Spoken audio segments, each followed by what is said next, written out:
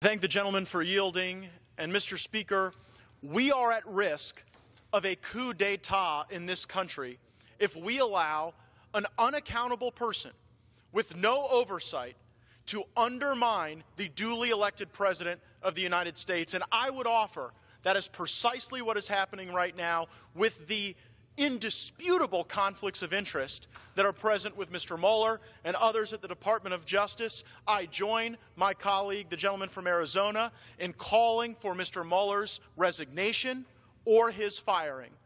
Moreover, we absolutely have to see the Department of Justice appoint a special counsel to look into the Clinton Foundation, the Uranium One deal, and the Fusion GPS dossier that I will now have the opportunity to discuss.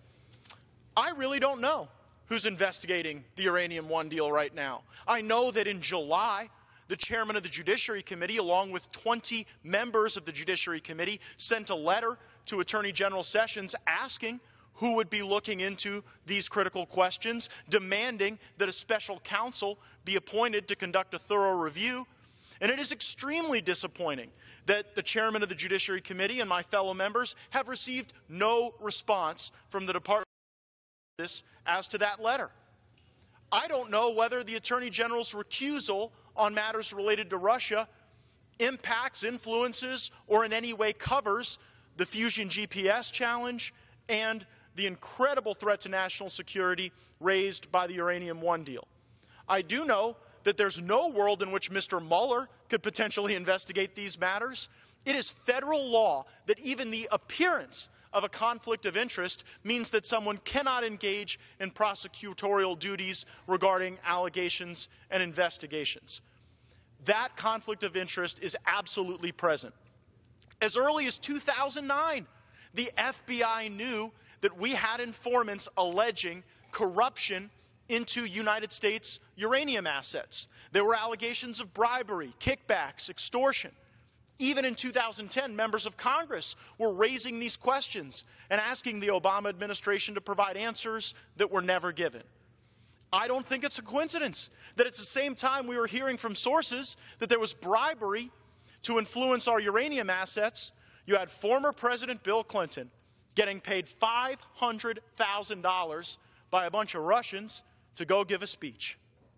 Must have been one hell of a speech. But it's deeply troubling to me that these circumstances seem to be ripe for corruption and seem to demonstrate an ecosystem of corruption that must be thoroughly investigated.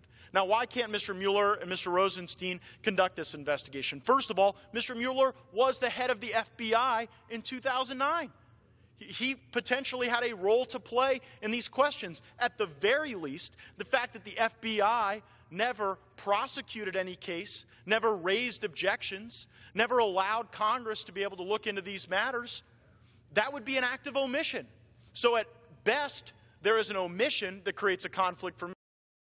At worst, there might have been actual malfeasance or active negligence. And in those circumstances, we need fresh eyes and clear eyes to give the American people confidence that our justice system is in fact working for them. But it's not only the Uranium One deal that gives us a great deal to question. We also have this Fusion GPS dossier, which we've now learned that the Democratic Party was paying for. The Democratic Party was out paying people to stir up this salacious and inaccurate dirt on President Trump both before and after he was elected. In his own testimony before the Congress, Mr. Comey said that these allegations were salacious and could not be relied upon. And so it begs the question, what was the Fusion GPS dossier relied upon? Was it relied upon so that there would be FISA warrants issued to go and spy on the President and members of his team? We don't know, but until we have a special counsel, we'll never get those answers because Mueller and Rosenstein are conflicted. And why did Congress never hear from these informants? Well, it's no surprise to me that you actually have Mr. Rosenstein's name on the signature block of the pleadings that sealed the information that could have shed light on this entire scandal. But we didn't have that opportunity. Now look, it may very well be that these were simply acts of negligence, acts of omission or oversight.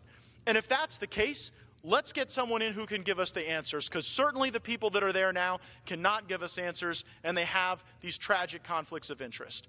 The American people are well aware that the Clinton Foundation functioned largely as a money laundering organization to influence the State Department and to ensure that there were special people with special access and special relationships to the Clintons that got special treatment. That is not an America that abides to the rule of law. And as a member of the Judiciary Committee, we have to see the rule of law held up and cherished. We're a model for the world. But if we have circumstances where our president, who was elected, is undermined as a consequence of these things, if we do not replace Bob Mueller with someone who can come in absent of association with the individuals who may be implicated, then I fear this great special place that we hold in the world may be diminished. And so I have introduced legislation. I'm very pleased that my colleagues have joined me in sponsoring that legislation, calling for Mr. Mueller to resign. I've also called for a special counsel to be appointed. And to my colleagues on the other side who say, well, hey, you know, there were a variety of agencies that were involved in approving the Uranium One deal.